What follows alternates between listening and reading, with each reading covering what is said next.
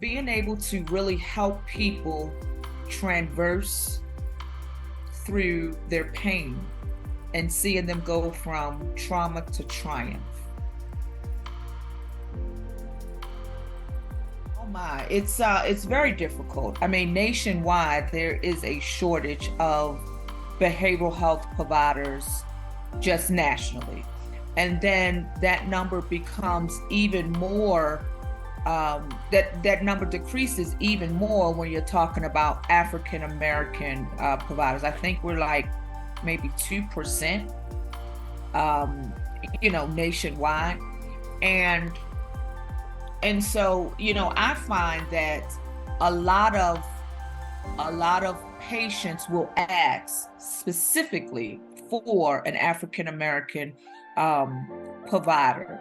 And the reason being is because I think there is a shared collective identity.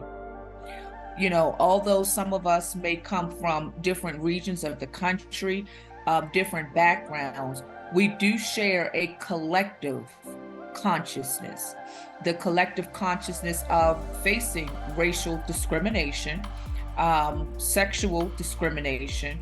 And so that alone, I believe, brings in a certain type of bond from the door. So let me first preface, this is my opinion. There's no research that I'm going to cite to back this up. And secondly, I am an avid hip hop fan, okay? However, that being said, I do believe that African American women, when we're looking at in the mass media, when we're looking at specifically entertainment, I want to say specifically entertainment, music, the music industry, we are depicted, I think, in a very sexualized way. If you look at the different videos, the different clothes that female artists are wearing to promote their music and even to leverage their career, it really feeds into the stereotype that we are very highly sexualized individuals. I mean, and then when you go back to, if you even go back to this, to slavery, I mean, all of that plays a role into what, I call our collective consciousness as a race. And that perpetuates the racism because, in slave times, that's how we were seen. We were seen as just a mechanism for making babies. And, various things were done to us because there, of course, wasn't no respect for us being humans. And I think sometimes that is also translated now when we look at how we're depicted, as I said, in the media, in terms of the clothes that is worn, the different dance moves and things like that. I think empowerment in general, be it man or woman, it looks like being a healthy you in terms of mind, body, and spirit. It's a compilation of all three. And so for women, it's not just the outside that is the empowerment. I think that is so important. It's about your sense of self-worth.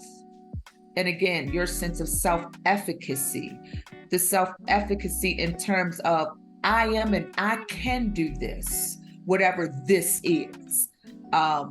And the sense of dependence and interdependence, because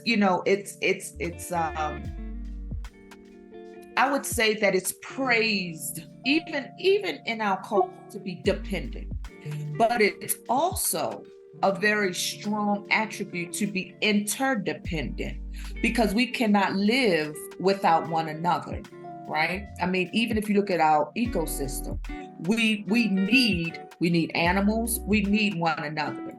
And so, just having that sense of rather if I'm fully dressed, or if I decide that I want to dress very provocatively, that I'm bringing something other than the exterior. When you talk to me, I can speak intelligently, I can articulate myself, I can have emotional regulation.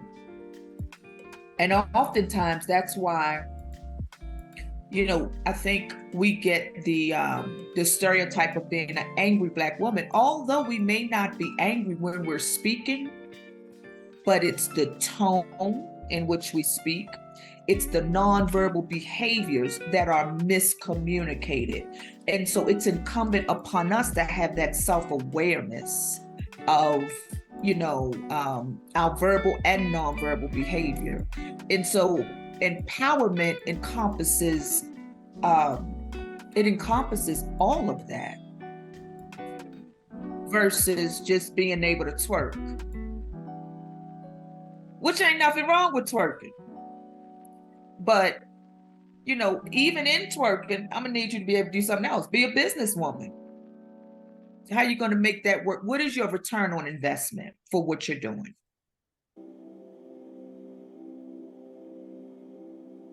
Absolutely 100%. At the end of the day, I always tell people, especially like my cousins and family, I don't care how many alphabets I have behind my name. At the end of the day, when you look at me, the first thing you see is an African-American woman. Even though I have different ethnicities, right? We would say mixed. Doesn't matter. I talk Black. I look Black. I am Black. And because that's the first thing that you see, so that brings all of the prejudice and the stereotypes that come along with that. And so it becomes important that we educate our children that, one, you're not inferior because you're Black.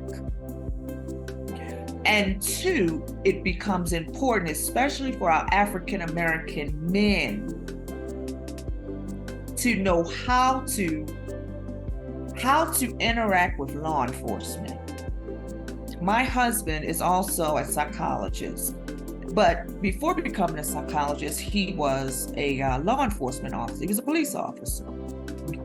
And, that is something that that we often discuss, because it's dangerous. I mean, we've seen that over the past 2 years.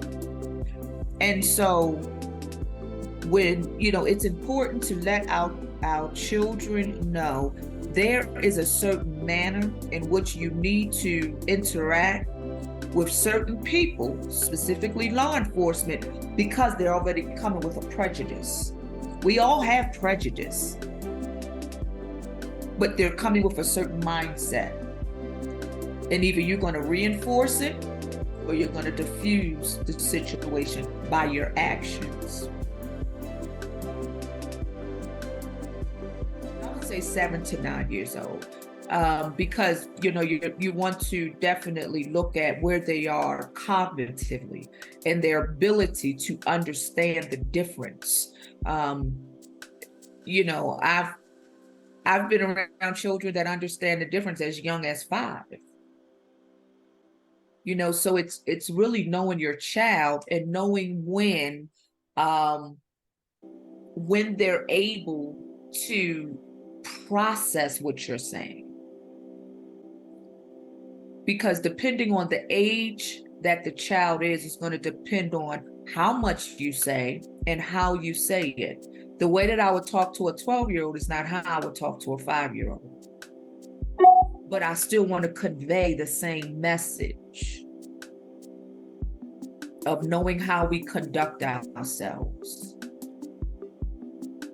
Because when you go out, I was raised by my grandmother. And she used to always say, be a credit to your race. When you go out, you're not representing just you. I'm a graduate of an HBCU, Virginia State University. And I'm so proud of that, because I had professors that taught me what it means to be Black and proud, and to understand that you represent your race by the things you say and the things you do, because some people didn't grow up with Black people. They didn't go to school with Black people. And so when they meet you, what is the message that you're saying about who we are as a people? And that's why it's important, I know, to teach our children at a very young age. Support groups. Being able to have support, because everybody doesn't need a psychologist. Everybody doesn't need a social worker or a psychiatrist. Oftentimes, what people need are good friends and a good peer support system. And that's what I would recommend. Also, in addition to that, spirituality. When we look at post-traumatic growth, growing from traumatic events, oftentimes one of the key components of that is having a strong support system, be it, church or the mosque or whatever it may be, or just having good girlfriends, good guy friends, fraternities, sorority sisters or brothers, and, things of that nature. People that you can be transparent with is the bottom line. My business out in the street, right? Because that's how a lot of us was raised. Don't you go put my business out in the street. You don't know them folks, right? And I'm not crazy. So oftentimes the misconception is if you come to see a psychologist, you're crazy. Or they're going to make you crazy. Or they're going to put you on medicine that makes you crazy. And it's not the case. The one thing that I tell people is this: oftentimes more than not, it's good to come and talk to somebody that don't know you from Adam or Eve. Because we don't know you, we can't pass judgment. And because we can't, so that's one thing. And the second part of therapy is that you're inside the fishbowl. I'm outside the fishbowl. And so I can help you see things that you just ordinarily would not see because you're in the fishbowl. And so really understanding what therapy is, I really, really believe through my experience that a lot of minorities, not just African Americans, but minorities in general, do not have a good understanding of what the therapy process is about. It's more than just talking. You can talk to your best friend, right? I come with my ear is very sensitive to different things than when I'm just in a casual conversation.